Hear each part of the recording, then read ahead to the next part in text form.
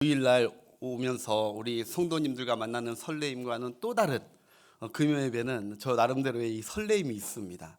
말씀도 준비하면서 한 사람 한 사람 얼굴도 떠오르고 그러면서 우리 하나님께 기대를 걸면서 또 저도 이 빗걸음 발걸음 왔는데 은혜를 사모한다는 것은 축복인 줄 믿습니다. 그래서 여러분 다 사모하는 영혼을 만족시키는 하나님께서 반드시 여러분의 기도도 들으시고 그리고 오늘 그냥 가면 안 됩니다. 하나님은 반드시 은혜가 받았다는 것은 변화가 일어나는 것이니까 다 올 때 마음과 올 때 바라고 소망했던 마음과 갈 때 마음이 바뀌어져서 돌아가는 은혜의 시간 되시길 바랍니다.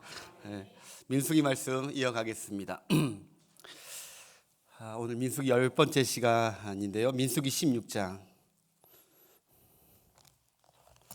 민수기 16장 41절부터 끝절까지 50절까지 보겠습니다.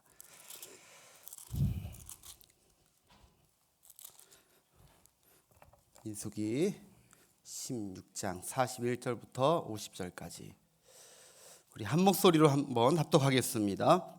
이튿날 이스라엘 자손의 온 회중이 모세와 아론을 원망하여 이르되 너희가 여호와의 백성을 죽였도다 하고 회중이 모여 모세와 아론을 칠 때에 회막을 바라본즉 구름이 회막을 덮었고 여호와의 영광이 나타났더라. 모세와 아론이 회막 앞에 이르매 여호와께서 모세에게 말씀하여 이르시되 너희는 이 회중에서 떠나라. 내가 순식간에 그들을 멸하려 하노라 하시매 그 두 사람이 엎드리느니라. 이에 모세가 아론에게 이르되 너는 향료를 가져다가 제단의 불을 그것에 담고 그 위에 향을 피워 가지고 급히 회중에게로 가서 그들을 위하여 속죄하라. 여호와께서 진노하셨으므로 연병이 시작되었음이니라. 아론이 모세의 명령을 따라 향로를 가지고 회중에게로 달려간즉 연병이 시작되었는지라. 이에 백성을 위하여 속죄하고 죽은 자와 산 자 사이에 섰을 때에 연병이 그치니라. 고라의 일로 죽은 자 외에 연병에 700명이었더라. 연병이 그침에 아론이 회막문 모세에게로 돌아오니라. 아멘. 오늘 말씀 제목은 산자와 죽은 자 사이 성도의 구원 수칙 이런 제목으로 말씀을 전하겠습니다. 16장은 지난 시간에 이어온 그대로 고라당 사건의 사건입니다. 하나님이 직접 세운 지도자죠. 모세와 아론에게 이게 백성들이 시기심이 가득해가지고 교만해가지고 그래가지고 반역을 일으킵니다. 자신들이 받은 직분은 아주 작고 보잘것없이 보였고 모세와 제사장은 아론은 굉장히 높고 권세를 누리는 것 같아서 막 불평했습니다.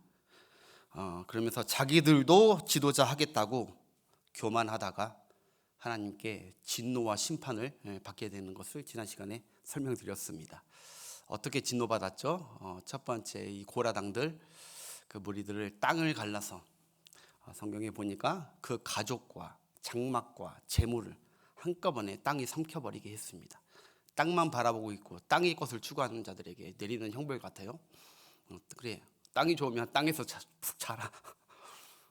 아주 산채로 매장해버리시는 무서운 심판이 있었습니다.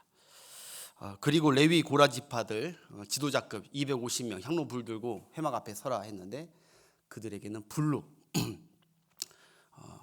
성소에서 불이 나와서 불로 삼켜버렸습니다.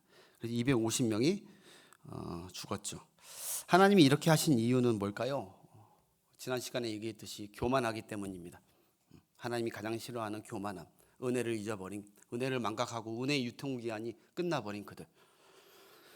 하나님을 오늘 성경에 보면 하나님을 멸시했다고 해요. 그게 증거라고 해요. 모세가 너희들이 심판받는 것은 혹시 이렇게 심판이 나오면 그건 너희들이 하나님을 멸시했다는 증거다라고 했는데 하나님이 나를 멸시했다 해서 심판을 하십니다. 7절에 이렇게 기록돼요. 너희들이 분수에 지나쳤도다. 지난 시간에 배웠죠. 분수에 지나쳤다. 즉 하나님 두려운 줄 모르고 너희들 너무 선을 넘었다. 너희들은 피조물이고 하나님은 창조주이고 너희들은 구원받는 백성이고 하나님은 구원하신 자인데 너희들이 너무 선을 넘어버렸다. 여러분 기억나실지 모르겠지만 이런 넌센스 퀴즈가 있어요. 어렸을 때 이제 했던 것 같은데 국어를 배웠으면 뭐를 알아야 되죠? 국어를 배웠으면 주제를 알아야 된다고요. 주제. 수학을 산수를 배웠으면 뭐를 알아야 되죠? 분수를 알아야 된다. 분수를 알아야 된다.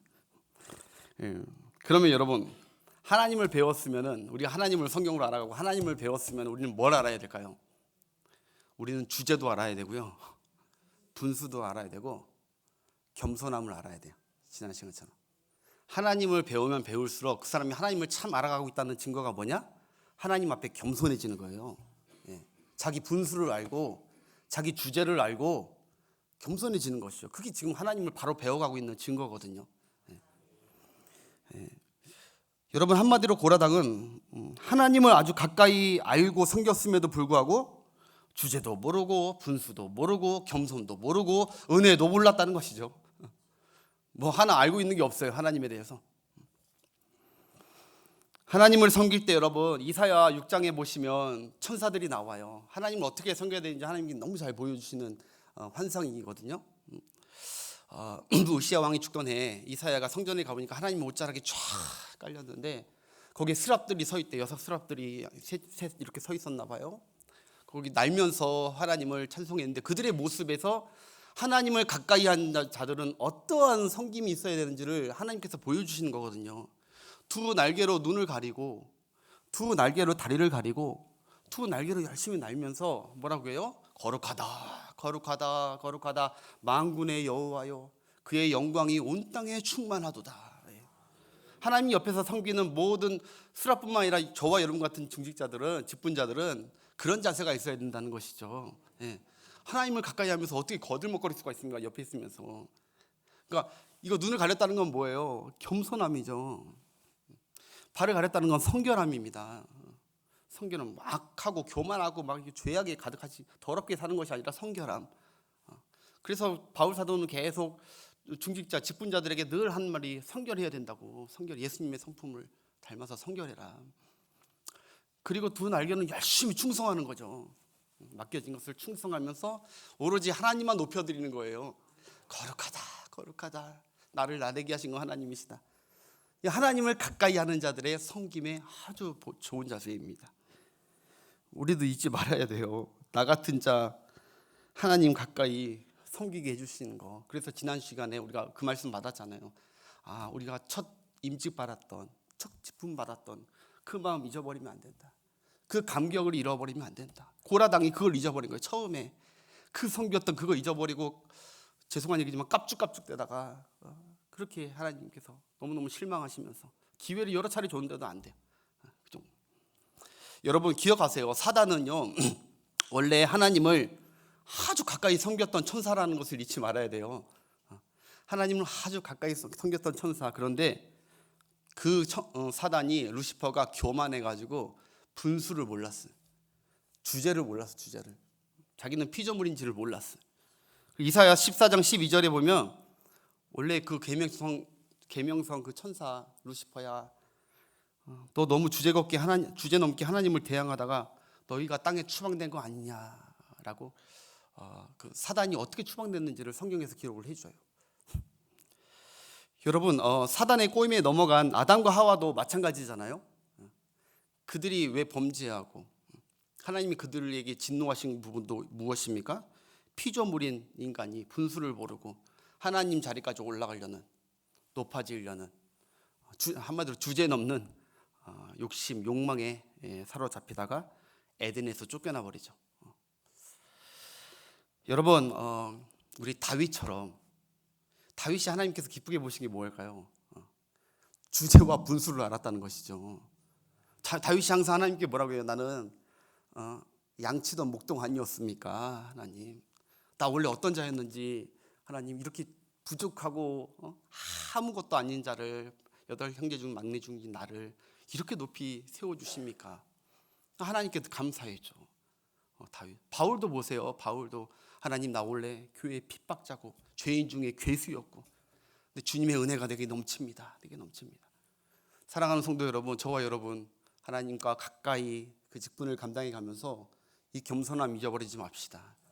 내가 잘나서 이 자리 하고 사람들에게 칭송받는 것처럼 생각하면 안 되죠. 항상 내 분수를 알고, 나는 원래, 죄송한 얘기지만 나는 원래 쓰레기였어. 나는 원래 폐물이었어. 저는 가끔가다 그런 기도 합니다. 나 같은 자라 뭐라고 하나님, 폐물인데. 이렇게 하나님의 영광을 위해서 가까이 두시고 써주시는지, 그 분수가 계속 가려면 뭐 해야 될까요? 기도해야 돼요. 기도해야 돼요. 그래서 여러분, 로마서 12장 3절 보겠습니다. 함께 읽겠습니다. 내게 주신 은혜로 말미암아 너희 각 사람에게 말하노니 마땅히 생각을 품지 말고 오직 하나님께서 각 사람에게 나누어 주신 믿음의 분량대로 지혜롭게 생각하라. 지혜롭게 행동하고 지혜롭게 생각하라. 각자에게 하나님께서 주신 믿음의 분량대로, 은혜의 분량대로, 은사의 분량대로, 사명의 분량대로 고라당처럼 그 이상을 품지 말고, 비교하지 말고, 시기심하지 말고, 내게 주신 감사하면서 충성하시길 축복합니다. 각자가 맡으신 파트가, 기억하십시오, 적은 일이 아닙니다.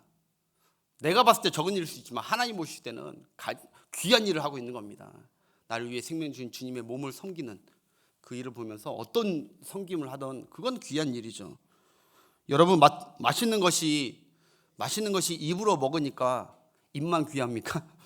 맛있는 것이 들어갔다고 입이 귀한 게 아니잖아요. 입 때문에 좋은 영양 음식이 우리 몸속으로 들어가서 그것이 우리가 신진대사를 활성화시키면서 우리 몸의 각 지체의 몸에 영양분을 공급하잖아요. 입은 통로인 것뿐이지 모든 것에 좋은 것을 주려는 것인데, 코와 눈이 막 입을 시기하고, 왜 너는 제일 좋은 그거 하냐, 그렇게 하는 것은, 여러분, 교회가 그리스도의 몸인 거 아시죠? 여러분 지체인 거 아시죠? 네, 무슨 말 하시려는 거 아실 거예요. 네. 다 입이 되면 안 되죠. 음식을 먹을더라도 입만 있는 게 아니에요. 코하고 눈 때문에 그 음식을 집어서 그 손 때문에 먹을 수 있는 거예요. 만약에 입 혼자만 있죠? 그러면 코하고 눈이 작동을 안 하면 이 음식이 상했는지, 냄새나 음식의 빛깔을 보면서 이게 상했는지 안 상했는지를 누가 알아요? 입이 알아요? 눈과 코가 아는 거거든요.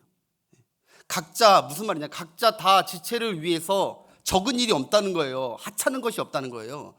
다 필요한 거예요. 다 서로 공존하고 보완하면서 다 필요한 것이라는 걸 잊지 마십시오. 여러분, 이스라엘이 하나님을 예배하는 성막에서 섬기는 그 모든 일이나 우리가 주님의 몸된 교회에서 섬기는 모든 일이나 다 귀합니다. 다. 어떤 사람은 목사로, 어떤 사람은 선교사로, 어떤 사람은 교사로, 찬양단으로, 꽃꽂이로, 식당 봉사로, 방송실에서 하는 거 뭐 하나 하나님께서 보실 때 하찮은 게 없다는 거예요. 다 그리스도의 몸을 세워가면서 영광스럽게 주님을 높여드리고 있는 중으로 하나님은 여기십니다. 할렐루야. 오늘 은혜가 쏟아질 줄 믿습니다. 그래서 전 지난주에 이 말씀 너무 은혜 받았어요. 너희를 섬기게 하심이 작은 일이겠느냐. 이 말이 너무 가슴을 막 치시더라고요. 작은 일이겠느냐. 주의 일엔 하찮은 것 없습니다. 어느 직분이든 어느 봉사든 하나님을 섬기게 해주신 것을 가장 복으로 아십시오. 내가 뭐 대통령 비서실장 있는 게 복이 아니라 하나님의 교회에 귀하게 섬기는 거, 그게 진짜 복입니다. 그게. 자기 위치에서 감사하며 찬양하며 끝까지 최선을 다하는 충성하신 여러분 되시길 바랍니다. 그렇다면 오늘 본문에 와서 그 이후의 사건인데, 하나님께서 이 정도로 분노하시고 매를 들었으면은, 그러면 사람이라면 어떻게 해야 됩니까? 백성이라면 이거 어떻게 해야 돼요? 이스라엘 백성들이 깨달아야죠. 회개해야죠. 더 나아가 모세와 아론에게 미안하다고 해야죠. 그들이 얼마나 억울해요. 고맙습니다.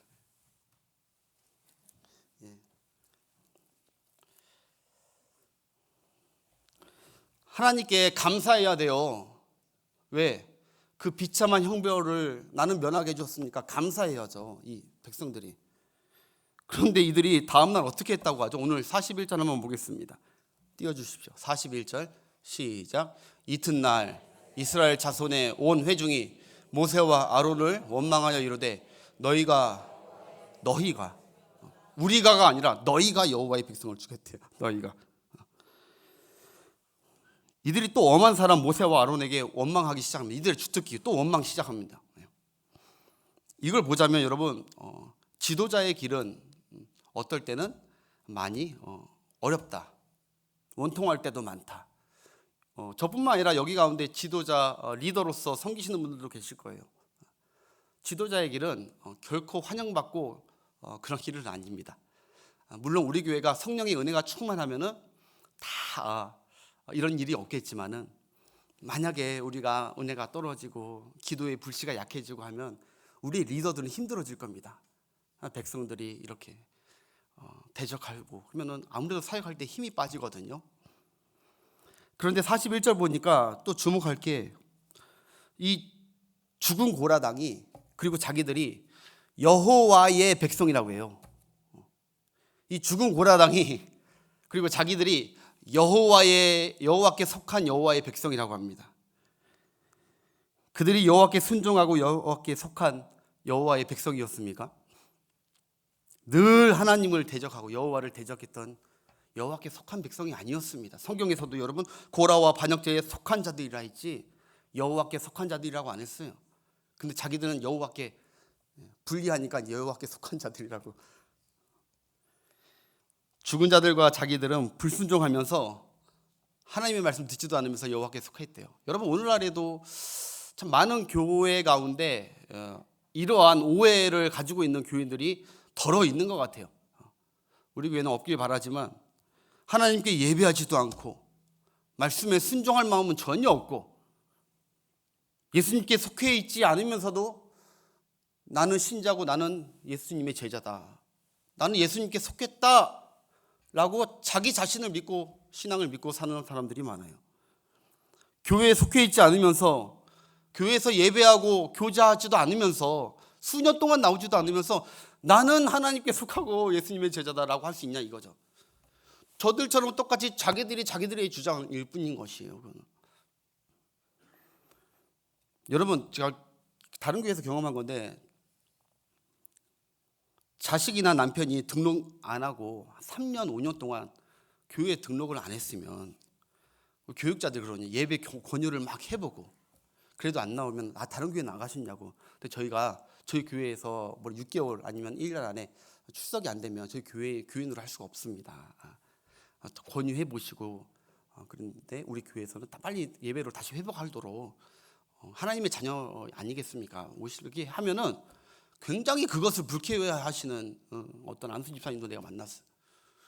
아니 교회 나오든 안 나오든 처음에 등록하지 않았냐 이거예요. 그럼 끝까지 등록을 해놓고 있어야지. 그걸 지워버리면 어떻게 하냐 이거예요. 거기 등록해놔야 천국에 간다는 거예요. 정말 그랬어요. 거기 등록해놔. 거기 나오면 지옥 갈 것 같은 거예요. 어떤 권사님은요 교적에서 빼지 말아달라고 막 사정했어요. 우리 선임 목사 들고 빼지 말아달라고, 목사님께 말하지 말라고, 빼지 말아달라고. 왜? 교회 등록됐다고 천국 등록된 줄 알거든요. 맞아요 틀려요? 아니잖아요. 제가 그 마음은 알겠더라고요. 그 마음은 알겠어요. 자식을 막 지옥 보내고 싶은 부모 어디 있어요? 교회 다시 다니게 하고 싶죠 다.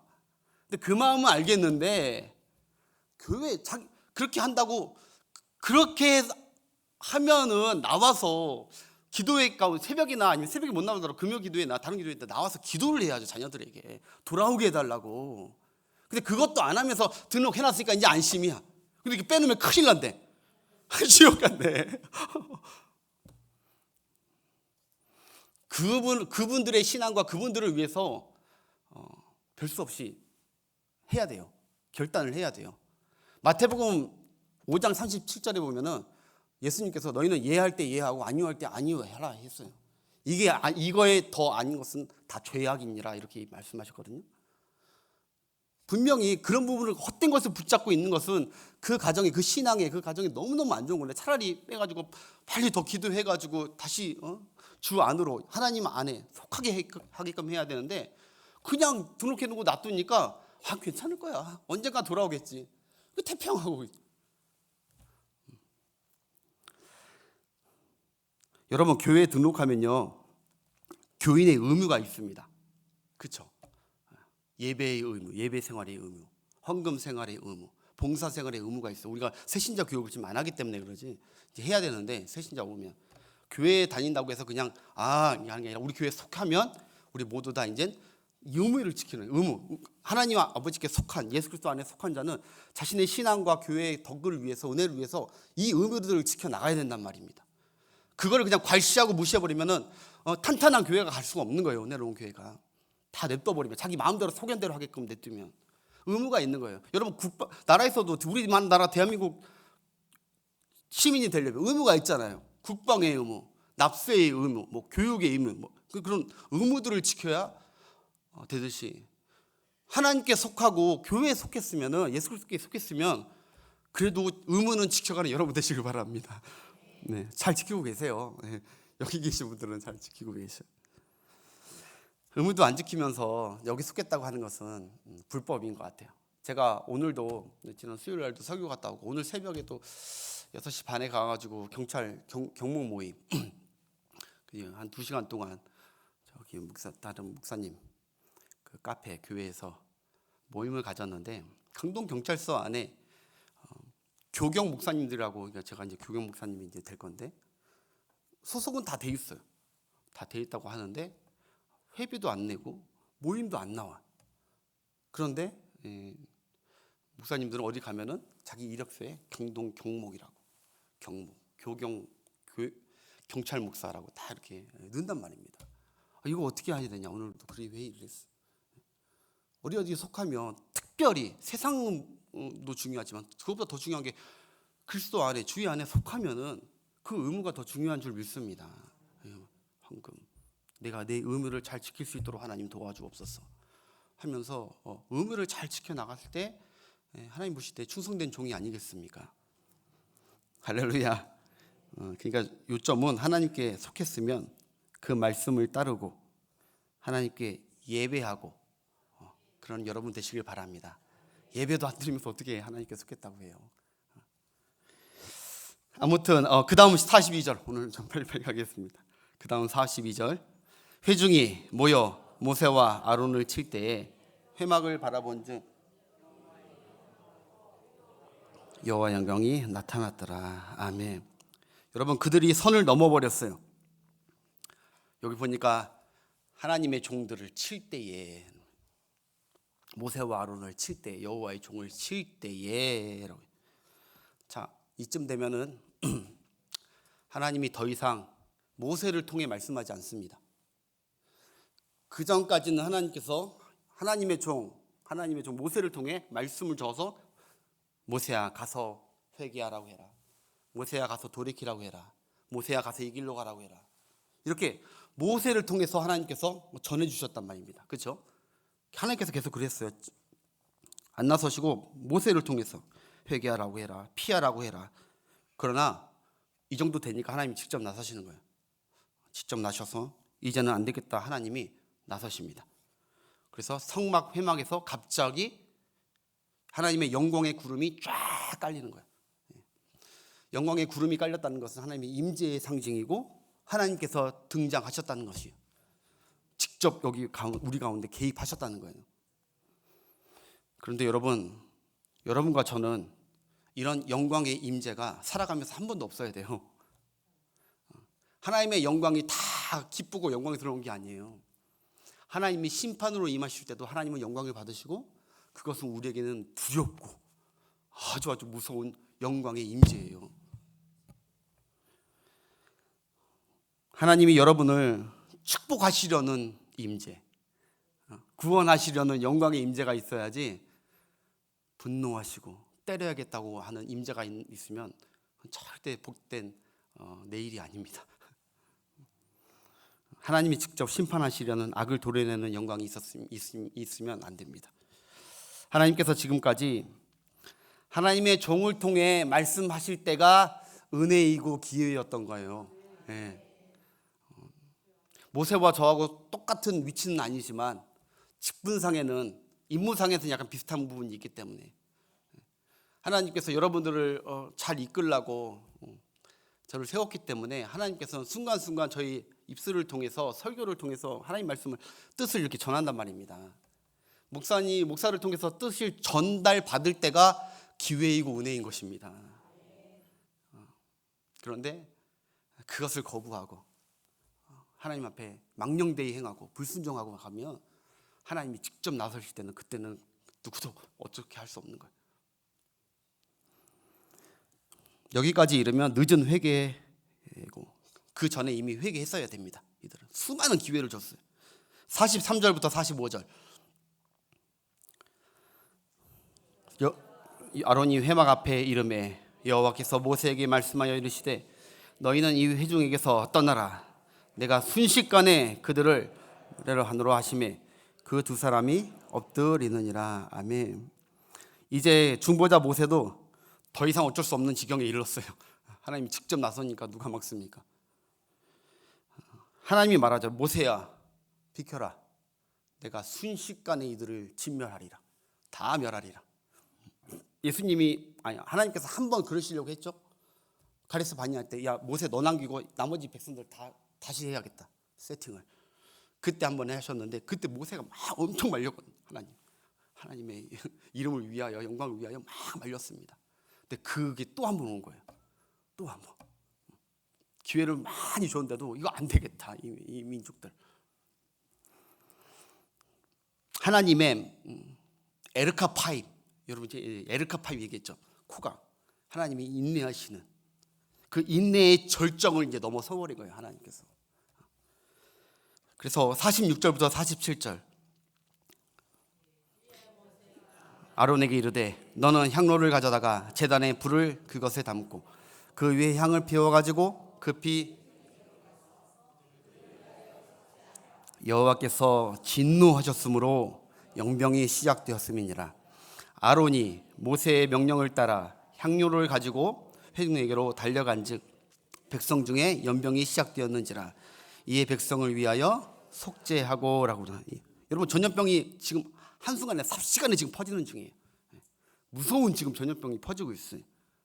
마치 그 우리가 좀비 영화 같은 거 보면요, 한순간에 한 마을이 막 전염병이 확 퍼지면은 조인성 같이 잘생긴 사람도 갑자기 얼굴이 막 하면서 막 시커매지면서 피를 토하면서 이렇게 쓰러지고 막 쓰러지듯이 지금 이게 보기 끔찍한 현장인 거예요. 나중에 보니까 14,000명이에요. 14,700명. 코로나, 여러분 2년간 코로나가 14,000명이었거든요. 지금 뭐 3만 명이 넘었지만 2년간 난리가 났었잖아요, 우리나라. 근데 한순간에 한날에 지금 우르르 전염병이 확 퍼져. 하나님의 진노가 얼마나 무서운지 몰라요. 하나님의 진노는 무서움을 넘어서 두렵고 공포 그 자체였죠. 그런데 이때 하나님께 속한 하나님의 사람들은 어떻게 했냐는 것이죠. 하나님의 사람들, 모세와 아론은 어떻게 했느냐. 오늘 딱 두 가지만 얘기할게요. 첫 번째, 바로 한번 따라합시다. 엎드렸더라. 하나님의 사람들은 하나님이 이렇게 막 진노하실 때 가만히 지켜보고 쌤통입니다, 잘했다, 안 그래도 저놈들 싹 다 그냥 억울해 죽으려고 그랬는데 잘 처리하십니다, 이렇게 한 게 아니라 그들은 하나님의 진노가 임할 때, 하나님의 임재가 임할 때 엎드렸다는 거예요. 45절에 보니까 하나님께 엎드림이 나와요. 하나님께 엎드렸대, 이 둘은. 모세와 아론은 하나님의 구름과 영광이 나타나면 무조건 엎드렸습니다. 그 영광이 축복의 구름이든 심판의 구름이든 하나님의 영광과 임재가 있으면 무조건 하나님 앞에 엎드리는 것입니다. 여러분 어려움이 있던 무엇을 있던 하나님 앞에 즐겨찾기, 엎드리는데 아주 프로가 되시길 바랍니다. 여러분 이런 얘기 있어요. 여우하고 다람쥐가 친구예요. 여우, 다람쥐 둘이 아주 절친한 친구였는데 이 여우가 어느 날은 유학을 갔어요. 유학을 떠났어요. 그래서 다람쥐는 홀로 외로웠지만 여우를 기다렸죠. 유학 갔다가 그래서 나중에 지나서 오래간만에 여우가 돌아왔어요. 둘이 반갑게 만났어요. 그래서 너 유학 왜 갔어? 다람쥐가 물어보니까 여우가 그렇게 해요. 이 세상은 위험과 위기가 많잖아. 그래서 내가 좀 공부해가지고 위험과 위기가 나오면 대처법을 어떻게 해야 되는지 100가지를 공부하려고 갔다 왔어. 100가지. 그러면서 여우가 자기 친구 다람쥐에게, 야 근데 너는 위기가 다가오면 어떻게 대처할 거야? 너 몇 가지 알고 있어? 그러니까 다람쥐는, 그래? 나는 한 가지밖에 없는데. 그러니까, 아이고 너 위기 다가오면 어떻게 하려고 해? 그래서 나 참 걱정된다 정말 하면서 그렇게 얘기하고 있는 그때에 저기 멀리서 사냥개가 막 달려오는 거예요. 이들 잡아먹으려고. 사냥개가 하고 달려오는 거예요. 그때 여러분 다람쥐는요, 여러분 위기관리 능력이 딱 하나밖에 없어요. 그래서 나무 위로 확 올라가 버렸어요. 그 즉시. 걔는 아는 게 단 한 가지밖에 없으니까 나무 위로 올라가 버렸어요. 근데 여우는 어떻게 하고 있었죠? 여우는 잠깐만 이거 몇 번째 방법을 해야 되나? 36번째 방법인가? 아니야, 이 방법은 아닌 것 같아. 아니야 46번째? 72번째 방법인가? 이걸 써먹어야 되나? 하다가 잡혀 먹었다는 것이죠. 이게 여러분 우리에게 시사하는 바가 좀 있다고 봐요. 크다고. 여러분 우리 신자들도요, 위기가 닥치고 환란이 왔을 때 여우 신자가 있고 다람쥐 신자가 있는 것 같아요. 아무리 세상의 경험들과 위기관리 능력 대처법 그 책들을 막 많이 읽고 알고 똑똑한다고 해도, 또 훌륭한 변호사를 옆에 뒀다 해도, 성경을 그 사람이 성경을 많이 알아도 위기에서 그런 자들은 못 빠져나옵니다. 이 방법이 맞나? 이 방법이 맞나? 어느 책에서 읽어봤는데 이 방법이 좋다고 했는데, 그러면서 방법들을 여러 가지 생각해낸다고요. 여러분 위기에 구원되는 방법은 하나님이 단 한 가지만 요구하세요. 바로 하나님 앞에 엎드리는 거예요. 성경을 보십시오. 하나님 앞에 엎드린 자가 위기에서 모면했지.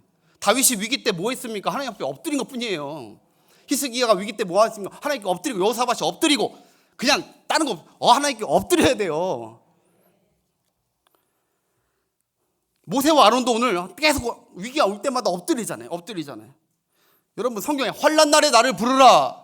내가 너를 건지리니 내가 나를 영화롭게 하리라. 하나님이 위기와 환난을 주실 때는 하나님이 영광 받으시려는 거예요. 무슨 영광? 내가 엎드리고 내게 구함으로 말미암아 내가 내게 응답하는 영광을 너에게 베풀고 내가 얻을 것이다는 거예요. 엎드리는 거, 하나님을 의지하고 엎드리고. 오늘 엎드린 여러분들 복되면 여러분들이신 줄 믿습니다. 이 자리 빼먹지 말고 늘 엎드리시길 바랍니다. 엎드리는 게 연예요. 엎드리는 게. 여러분 100가지 방법 몰라도 돼요. 신앙생활 하면서 위기가 왔을 때 어떻게 해야 될까? 100가지 방법 몰라도 돼요. 한 가지만 아시면 돼요. 위기 딱 왔으면 자동적으로 가서 그냥 엎드리면 돼요. 하나님 앞에. 그게 성전이 아니어도 자기 골방이어도 어디든 간에 다급할 때 주시는 하나님의 은혜, 제가 한번 설교했잖아요. 어리석은 하나님은 엎드린 자에게 은혜를 주시는 거예요.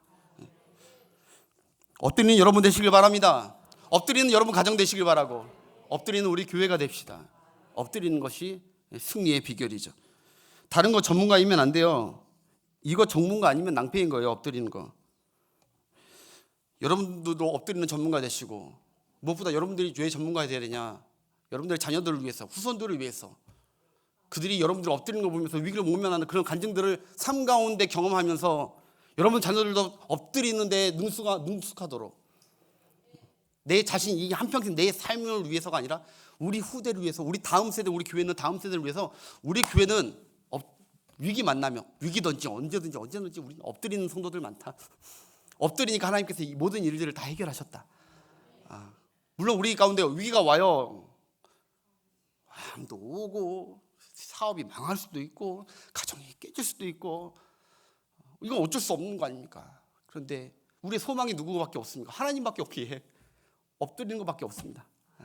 그때 하나님이 영광을 받으시려고, 이 상태에서도 욥이 싹 다 없어졌을 그때에도 하나님께서는 다시 싹 복구하시면서 영광을 얻으십니다. 하나님께 소망을 둡시다. 우리 원로 목사님 가끔 하는 얘기지만 태풍이 오고 그리고 풍파가 오고 지진이 오는데 이렇게 서 있으면 된다고 안 했잖아요. 우리 원로 목사님 그 비유 기억이 나는데, 오면은 막 나뭇가지 날라오고 막 여러 가지 다 날라오고 오는데 딱 바짝 엎드려야 됩니다. 할렐루야. 그 태풍이 지나갈 때까지 엎드려야 돼요. 지진이 일어나면 항상 먼저 엎드려요. 우리가 구육받듯이 우리 삶에 위기가 왔다. 그리고 그걸 자녀들에게 알려주십시오. 하나님께 엎드리는 것밖에 없더라. 자, 이들이 엎드리기만 했는데 이게 한 가지가 더 있어요. 첫 번째, 여러분 신앙의 생활할 때 성도가 구원을 받는 수칙, 첫 번째가 엎드리는 거였고, 한 가지가 더 있어요. 여러분, 엎드리면은 자기는 살아요. 자기는 하나님께 살아요. 그런데 다른 주변 사람들은 죽어요. 엎드리지 않는 자들은. 그래서 오늘 본문에 모세가 엎드린 후에 급하게 한 가지를 더 합니다.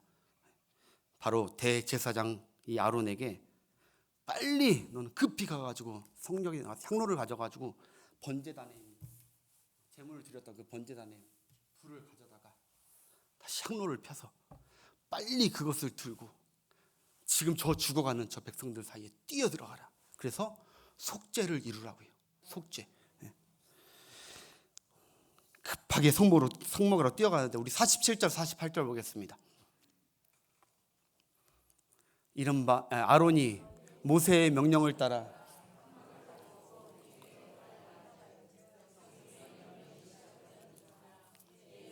그게 왜 하는 거예요? 속죄하기 위해서 하는 거예요. 속죄 이제 설명드릴게요. 그 다음 48절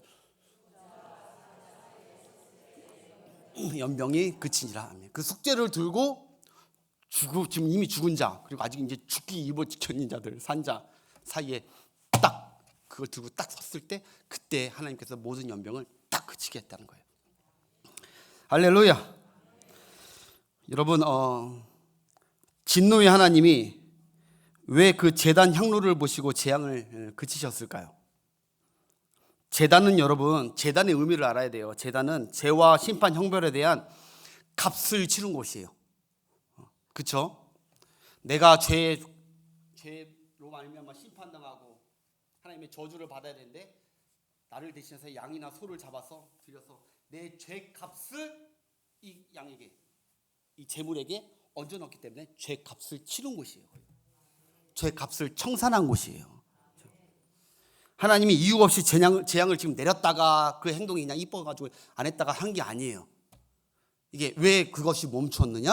하나님께서는 아무리 진노가 끝에 달아도 그 진노가 무엇 때문이에요? 죄 때문이에요. 끝에 달아도 죄값이 청산되면 그 진노는 멈춥니다. 우리가 신앙생활할 때 이걸 꼭 알아야 돼요. 그래서 모세는 백성들의 죄값, 그 죄값을 요구하신 하나님께 속죄하라는 거야. 빨리 우리 백성들이 범죄했으니까 저 범죄단 속죄해서 가서 빨리 드려라. 죄의 삭은 뭐죠? 사망이에요. 죄의 삭이니까 지금 다 사망에 있어. 사망의 그늘에 앉아 울고 가는 저 백성들 빨리 가서 속죄해라. 죄값을 빨리 치르자. 죄값을 치르자.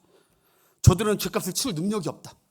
대제사장 네가 가서 하나님이 임명한 중보자 오로지 너만 가서 그걸 가져가다가 해야 이 재앙이 그친다.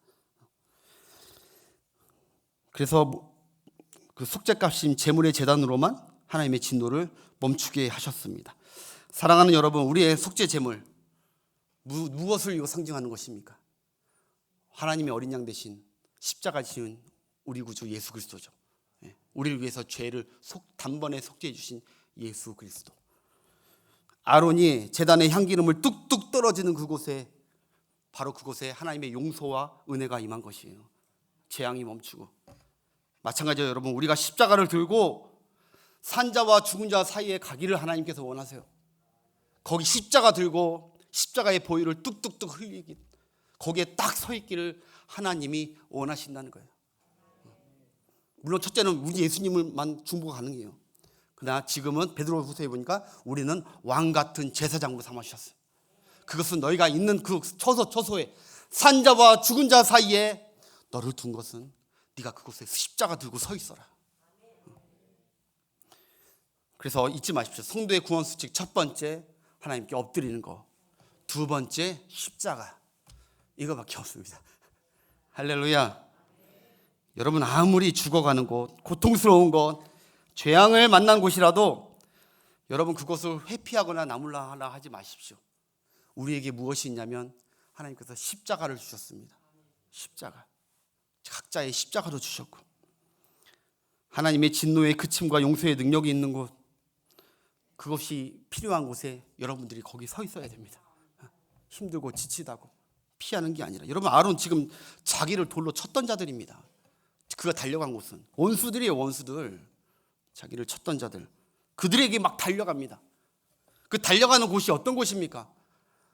좋은 곳입니까? 왕궁입니까? 깨끗하고 찬란한 곳입니까? 전염병이 돌고 있는, 죽음이 도사리는 곳입니다. 자기도 전염병 남아서 죽을 수 있는 그곳이에요. 거기에 아론이 뛰어 들어가는 거예요. 여러분, 왜 그럴까요?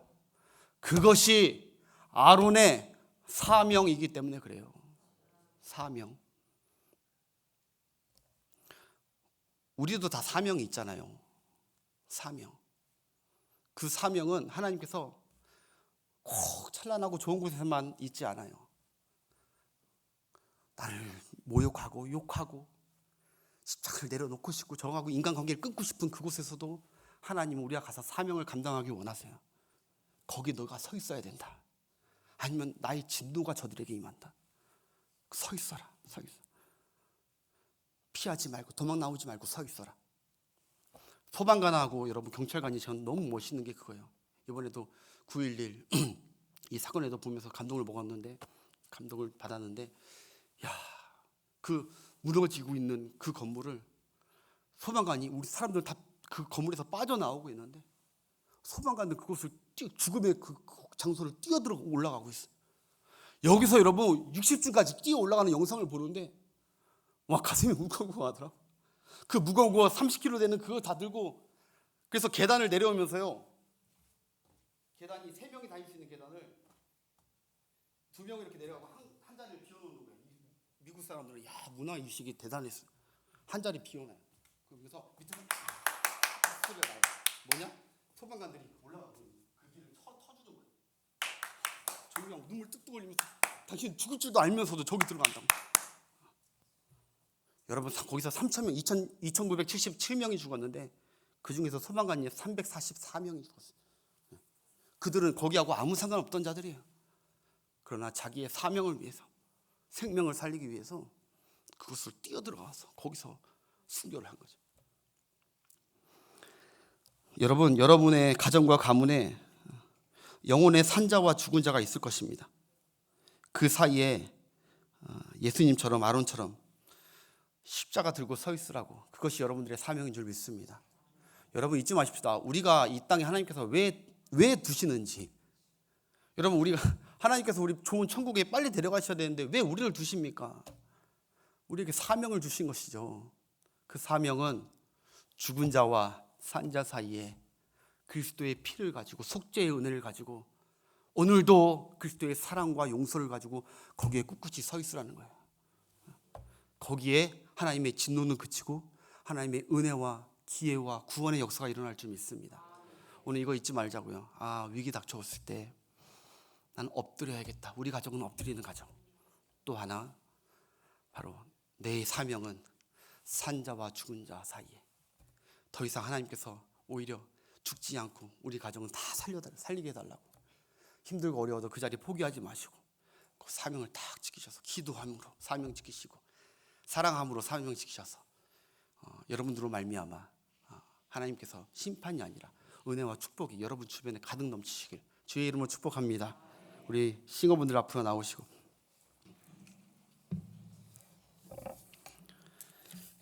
마음에 가득한 의심을 깨치고 우리 속죄하신 주님의 은혜를 생각하면서 우리를 먼저 속죄하신 주님 박수 치시면서 우리 함께 찬양하겠습니다.